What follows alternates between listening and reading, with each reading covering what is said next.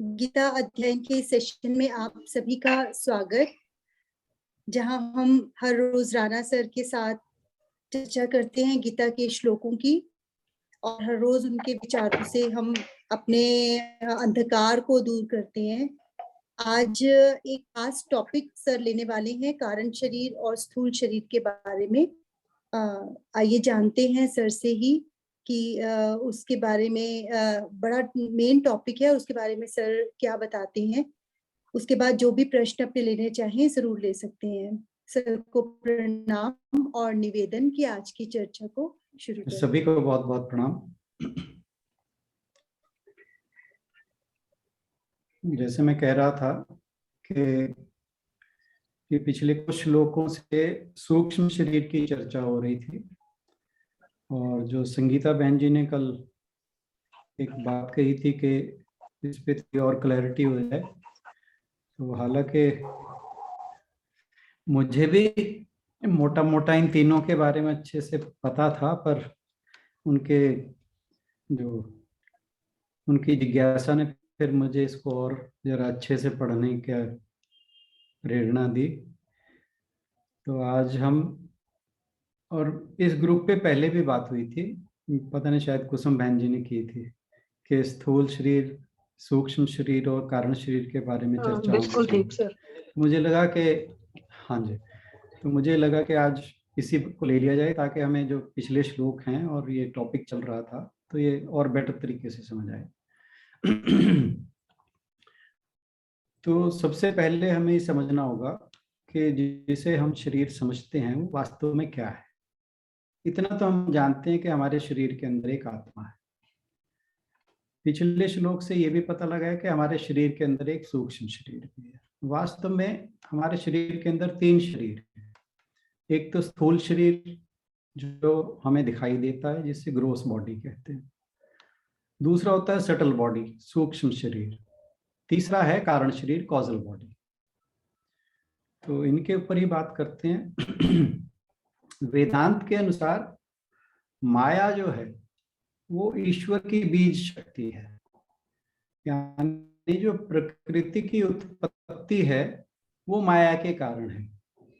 और जैसे हम कहते हैं कि आग और गर्मी, आग ये दोनों अलग नहीं किए जा सकते, उसी प्रकार माया और ब्रह्म ये दोनों साथ साथ चलते हैं। क्योंकि जब संसार की अवधारणा की बात होती है तो हम कहते हैं कि ईश्वर ने संसार को रचा, परंतु उसमें जो इंस्ट्रूमेंट है वो माया है। और माया के हम जानते हैं तीन गुण हैं, सत्व, रज और तमस। आकाश, वायु, अग्नि, जल, पृथ्वी, ये पांच तत्वों के द्वारा कोई भी जब नई क्रिएशन होती है तो जो माया है वो प्रकृति की सहायता से इन पांचों तत्वों के साथ तीनों गुण जो सत्व, रज, तम हैं उनके साथ मिलकर ही कोई नई क्रिएशन होती है। तो यानी नई क्रिएशन का कारण जो है वो माया है।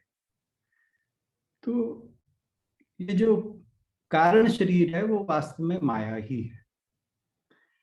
और जो शरीर की उत्पत्ति है वो इस कारण शरीर के कारण ही है। और यह जन्म, मृत्यु, या सूक्ष्म शरीर या स्थूल शरीर, क्योंकि ये हमारी बॉडी के साथ ये तीनों चीजें आइडेंटिफाई होती हैं और इन तीनों से वो परे है। कहीं कहीं पे जो, अब जैसे हम पिछले कुछ श्लोकों से बात कर रहे थे कि सूक्ष्म शरीर जो है वो, हालांकि वर्ड सूक्ष्म शरीर पिछले श्लोकों में प्रॉपर तरीके से एज ए वर्ड यूज नहीं हुआ। वहां पे जो वर्ड यूज हुआ वो जीवात्मा हुआ है। जीवात्मा मन और पांच इंद्रियां, इनके सहारे एक शरीर से दूसरे शरीर में जाती हैं। तो अब मैं जैसे कह रहा था कि कई जगह सूक्ष्म शरीर और कारण शरीर को कंबाइन करके यूज किया गया है। वो इसलिए कि ये श्लोक में भी आया था कि जो सूक्ष्म शरीर है या ये जो मन और इंद्रियां हैं ये प्रकृति के साथ व्यवहार करती है। तो प्रकृति यहाँ पर वो माया है। तो जो कारण शरीर है वो केवल सूक्ष्म शरीर और स्थूल शरीर उसका बीज है या कारण है, इसके अलावा इसका कोई काम नहीं। जो आत्मा की वास्तविक पहचान है, जो वास्तविक रूप है, वो जो हमें समझ नहीं आता, क्यों नहीं आता? अज्ञान या अविद्या के कारण। वो अज्ञान या अविद्या ही माया है, जिसके 3 गुण हैं, सत रज तमस। मैं स्वामी शिवानंद जी हुए हैं, बिहार स्कूल ऑफ योगा के संस्थापक थे, और ऋषिकेश में भी उन्होंने डिवाइन लाइफ सोसाइटी की स्थापना की थी। तो उन्होंने कारण शरीर को कहा है अवर्णनीय अज्ञानता की शुरुआत। तो ये उनकी वर्डिंग बोल रहा हूं मैं। और कहा कि कारण शरीर जो है तीनों के अंदर सबसे जटिल माना जाता है। और ये है क्या? इसमें अनुभवों के इंप्रेशन होते हैं। जो भी हम पिछले जन्मों में जो भी हमारे एक्सपीरियंसेस हैं, अनुभव हैं, जो भी हम शुभ अशुभ कार्य करते हैं, उसके परिणाम स्वरूप जो भी हमारे चित्त के ऊपर संस्कार दर्ज होते जाते हैं, छपते जाते हैं, वो हमारे एक्सपीरियंसेस के रूप में हमारे चित्त में बैठते जाते हैं और वो हमारी मेमोरी में बैठ जाते हैं। तो कर्मों से जो संस्कार बनते हैं, जो वासनाएं उत्पन्न होती हैं, और उससे जो मेमोरी स्मृति बनती है, वो स्मृति जो है वही कारण शरीर है। क्योंकि जो कुछ भी मनुष्य भविष्य मतलब अगले जन्म में भोगता है, वो सारा कुछ इसी मेमोरी में ही जो होता है, तो वो नए शरीर में चला जाता है, जिसके कारण ये सारा जो प्रपंच है वो चलता है। और जो जीव है उसका जो मूल स्वभाव, जो उसकी कैरेक्टरिस्टिक्स हैं, वो इसी के अंदर बसी रहती है, कारण शरीर है। इसीलिए वो नई बॉडी की जो क्रिएशन है उसके अंदर कारण बनता है। और सूक्ष्म शरीर और स्थूल शरीर, इन दोनों की रचना का कारण भी यही है। और हमने पहले बात की हुई है 5 कोशों की। पंचकोश, जो शरीर हमारा 5 कोशों से बना हुआ है, हम कहते हैं कि आत्मा जो है 5 कोशों से ढकी हुई है। और वो 5 कोश हैं अन्नमय कोश, प्राणमय कोश, मनोमय कोश, विज्ञानमय कोश और आनंदमय कोश। तो जो कारण शरीर है वो ये 5 कोश जो है ये 3 शरीरों में बटे हुए हैं। अन्नमय कोश स्थूल शरीर है, मनोमय, विज्ञानमय और प्राणमय, ये तीनों सूक्ष्म शरीर हैं। और जो आनंदमय कोश है वो कारण शरीर है। तो हमारे शास्त्र जो हैं वो कारण शरीर की पहचान आनंदमय कोश के साथ और गहरी नींद की अवस्था, जो हम सुषुप्ति कहते हैं, उसके साथ करते हैं। क्योंकि सुषुप्ति के अंदर क्या है कि बुद्धि हमारी निष्क्रिय हो जाती है और सिर्फ और सिर्फ एक हमें अपनी जो एग्जिस्टेंस है सिर्फ उसका आभास रहता है। इसके अलावा हमारे जो मेमोरी है, माइंड है, इंटेलेक्ट है, या कोई भी हमारी वासनाएं हैं या स्मृतियां हैं, वो सब वहां पे डीएक्टिवेट हो जाती है, वो सारी इनएफेक्टिव रहती है। तो 5 तत्व जिनकी हमने अभी बात की थी, ये आकाश, वायु, जल, अग्नि और पृथ्वी, इसमें जब सात्विक अंश बढ़ता है, सत्व गुण, तो आकाश से श्रोत यानी शब्द, वायु से स्पर्श, अग्नि से नेत्र, जल से जीभा यानी वाक, और पृथ्वी से घ्राण यानी गंध। ये 5 ज्ञान इंद्रियां इस तरह से बनती हैं।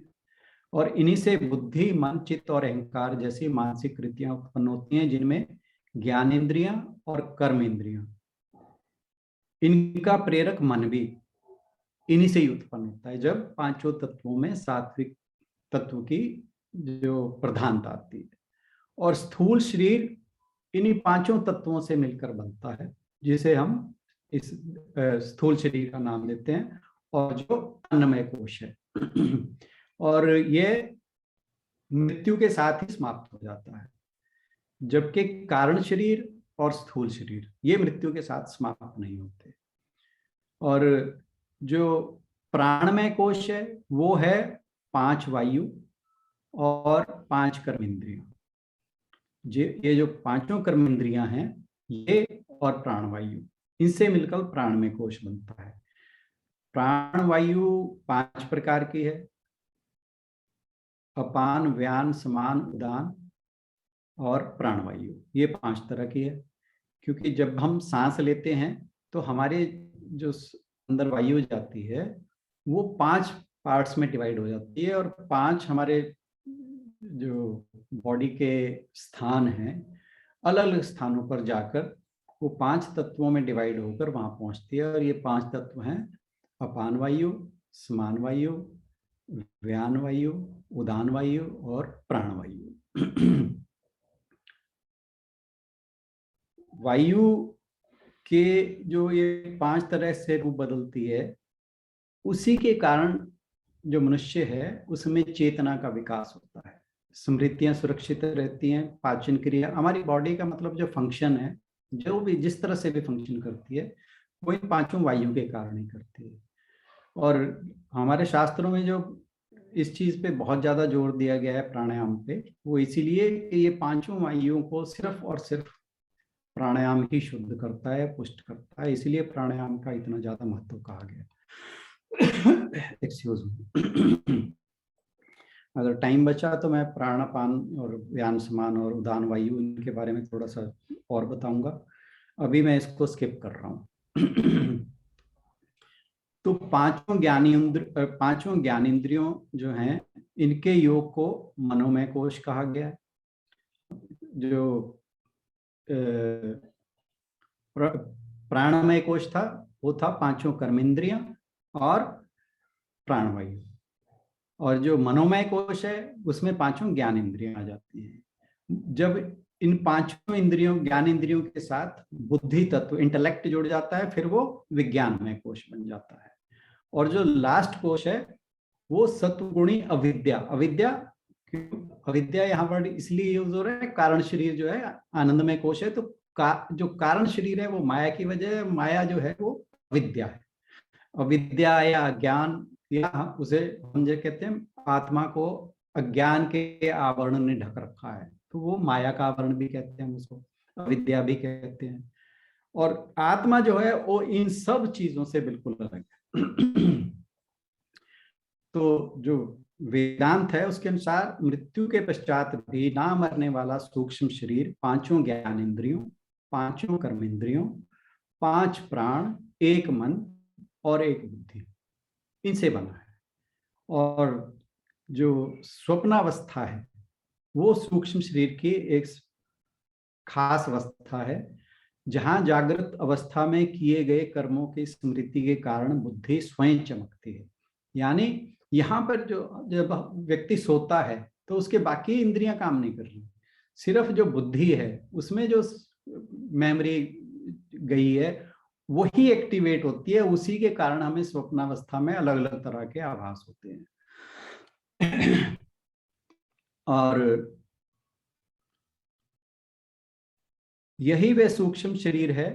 अब यहाँ पर देखिए कारण शरीर की बात नहीं हो रही, जबकि यहाँ पर सूक्ष्म शरीर में कारण शरीर ये मानना चाहिए कि इसको साथ ही मान लिया गया है कि जो प्रारब्ध और संचित कर्मों के कारण मृत्यु के पश्चात बार बार जन्म लेता है वो सूक्ष्म शरीर है। अब यहाँ पर कारण शरीर, क्योंकि सूक्ष्म शरीर का कारण जो है वो कारण शरीर है और उसी में ये सारे संस्कार और स्मृतियां रहती हैं। तो और फिर ये है कि ये चीज जो है ये सिर्फ और सिर्फ इसके, ये हालांकि हमारे शास्त्रों में तो बहुत पहले से है, पर इसके ऊपर काफी वो भी हुआ है, क्या बोलते हैं, रिसर्च भी हुई है। और डिफरेंट जो साइंटिस्ट हैं, हालांकि इसमें साइंटिस्ट जो भी रहे हैं वो साइकोलॉजिस्ट ज्यादा रहे हैं, तो वो भी इस चीज को मानते हैं कि सूक्ष्म शरीर जो है वो एग्जिस्ट करता है।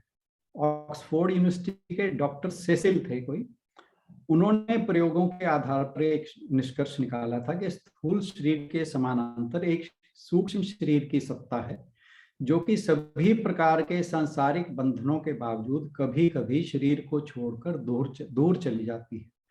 और ये जो बात है, ये हमारे शास्त्रों में तो बहुत ज्यादा इस चीज का बखान आया है कि हमारे योगी जो हैं उनके बारे में ये कहा जाता है कि वो अपना शरीर छोड़कर वो कहीं दूसरी जगह प्रकट हो जाते थे, कहीं भी जा सकते थे।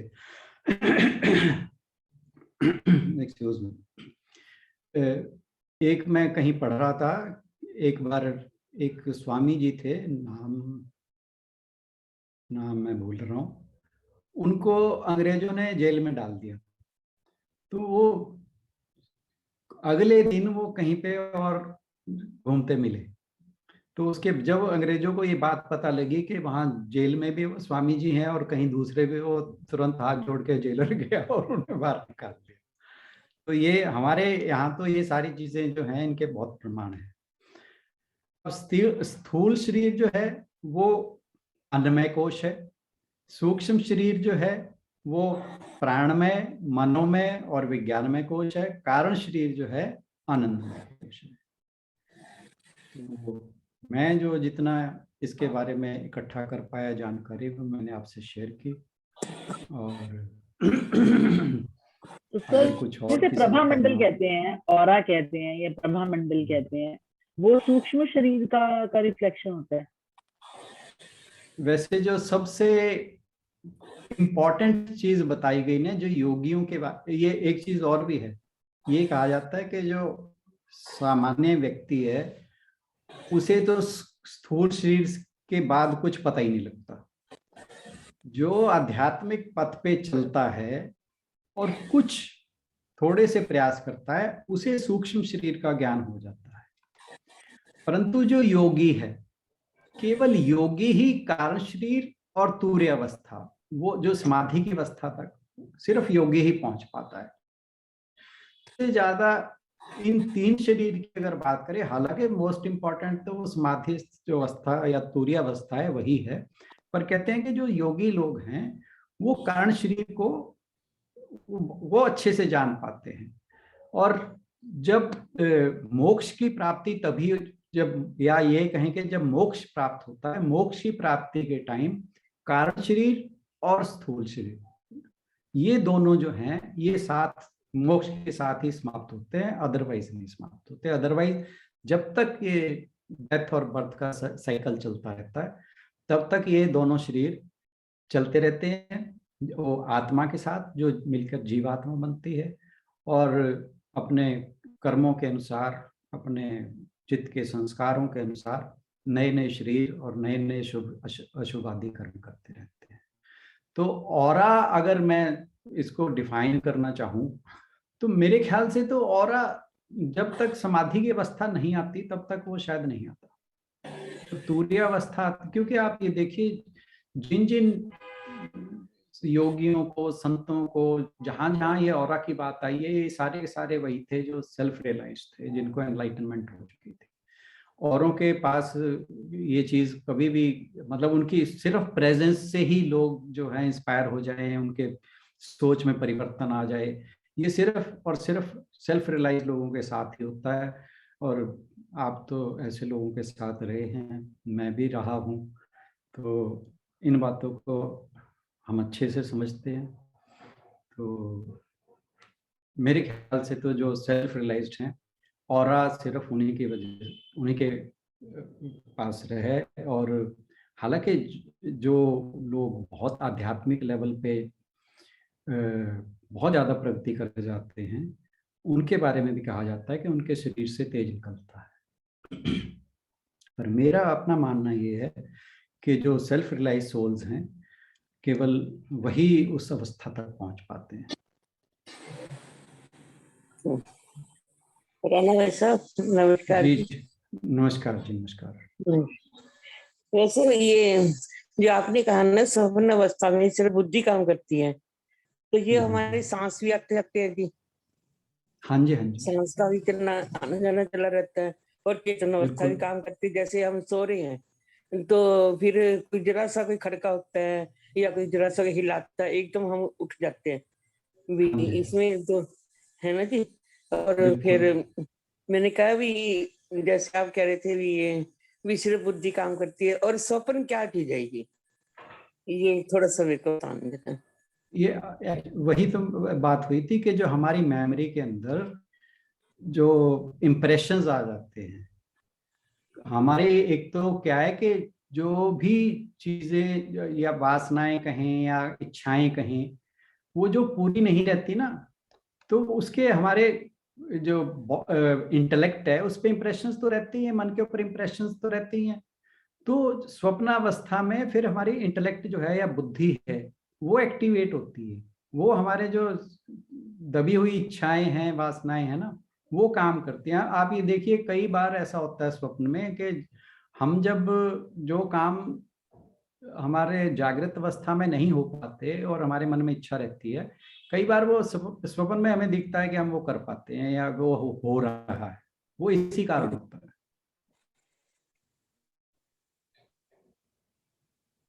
उसे सबकॉन्शियस माइंड भी कहा जा सकता हाँ, है, जो हाँ, बिल्कुल कॉन्शियस बिल्कुल। माइंड से हजार गुना ज्यादा बड़ा और स्ट्रॉन्ग है। पावरफुल है, बिल्कुल। और सर जो एक ये संस्कार आपने अंग्रेजी वाली बात बताई है, जी जी वो तो आदमी को थोड़ी समझ नहीं आई, एक बार थोड़ी और बताना जरा। भी जेल में उसको डाला भी साधु को।